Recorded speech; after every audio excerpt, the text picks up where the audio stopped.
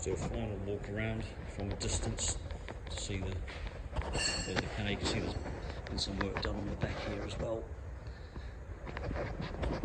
where the bumper normally covers it up.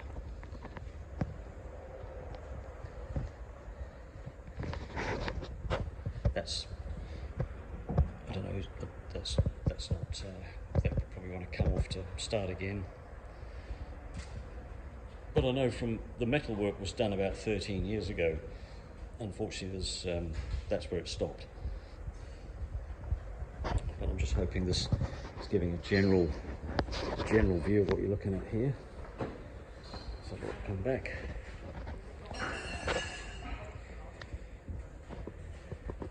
And out of interest, this car was registered new in New Zealand to, I think it's Prestige Motors of Wellington. It was a company in Wellington anyway, and that's what it states on the Jaguar Heritage Certificate.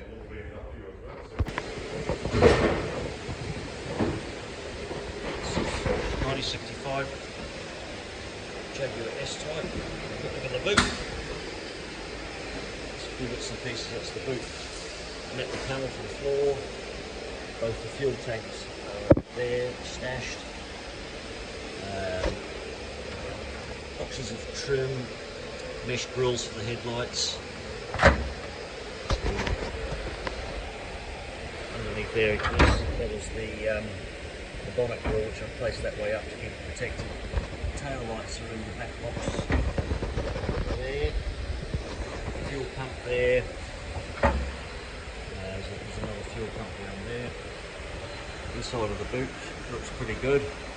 This is the original colour, this metallic, I think it's metallic dark grey or gunmetal grey. I'm not sure of the Jaguar definition of that colour.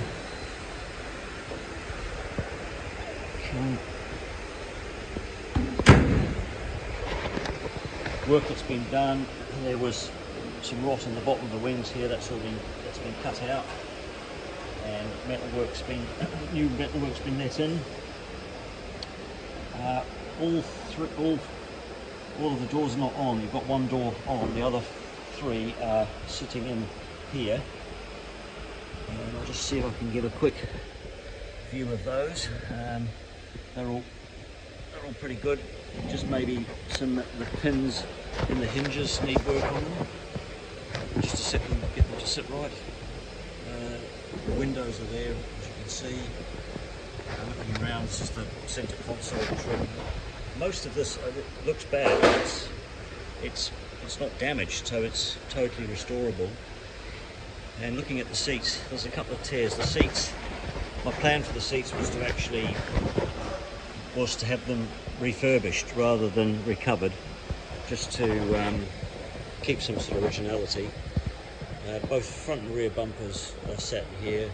They're all intact with the overriders. Looking at the interior of the car, the woodwork's there. The headlining looks, well, it might even clean up, I don't know. It's got a couple of marks. There's a dark mark there, a couple of other marks there, but it hasn't got any rips or tears or sags in it. Looking fairly good. The car, unfortunately, is absolutely caked in dust. I've wiped some of this dust off here just so you can see what's going on. Gauges are there. That's just to see the old mileage on it there. And if I pull the electrical panel up, you can see that's all there with the key, switches, everything are intact. The car, mechanically, the car was actually driven here about 15 years ago, so we know it runs. It's been sat indoors ever since, but it would need recommissioning. Right, so I've got it around. Still obviously got the air collector on there properly, and here's the plate.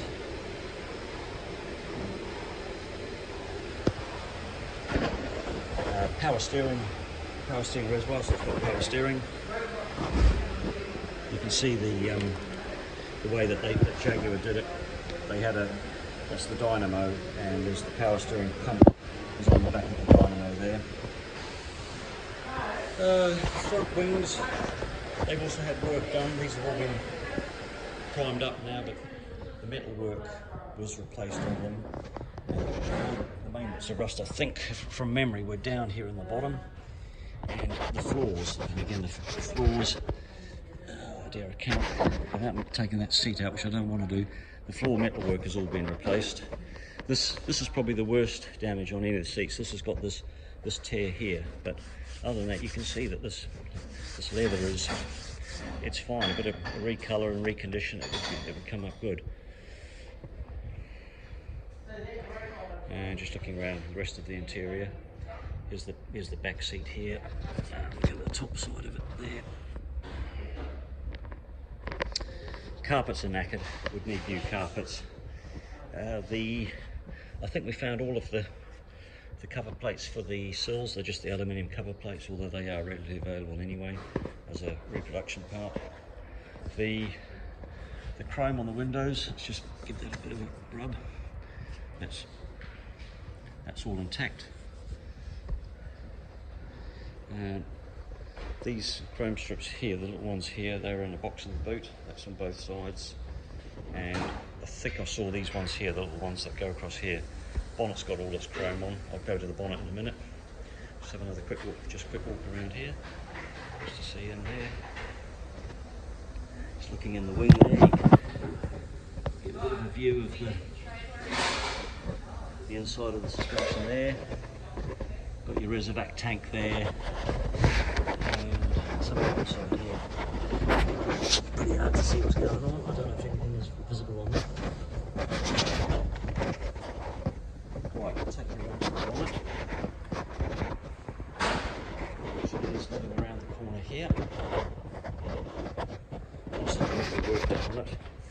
But if I just pull that back to have a look, the catches are intact, still got the original sound deadening or heat insulation on it. Looks a bit tatty, mind. The bonnet itself is sound, all the corners are good, and as you can see, the chrome is all intact. And just looking at the mounting points for the hinges on the inside.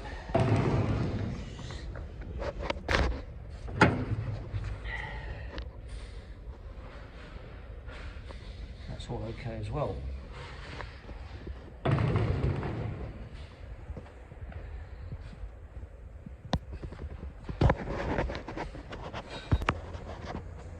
Just do a final walk around from a distance to see the car. You can see there's been some work done on the back here as well, where the bumper normally covers it up.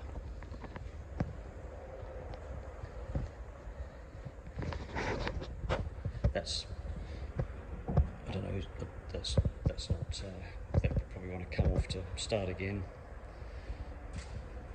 But I know from the metalwork was done about 13 years ago. Unfortunately, that's where it stopped. But I'm just hoping this is giving a general view of what you're looking at here. So I'll come back.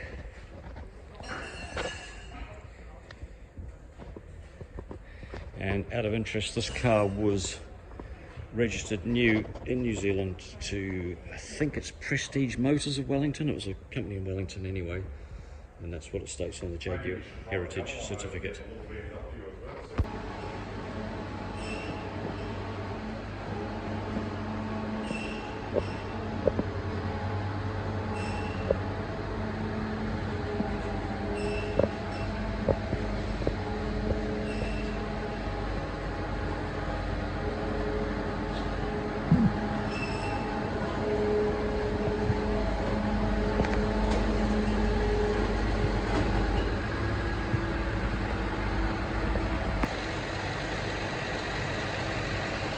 So what have we got here, Tom? What have we got here?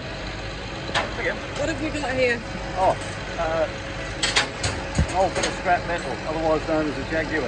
Jaguar S Type 1965, on its way to Timaru to be assessed, put back together, started, and see what the state of the condition of everything is. See if it's going to be a feasible resto project. Okay.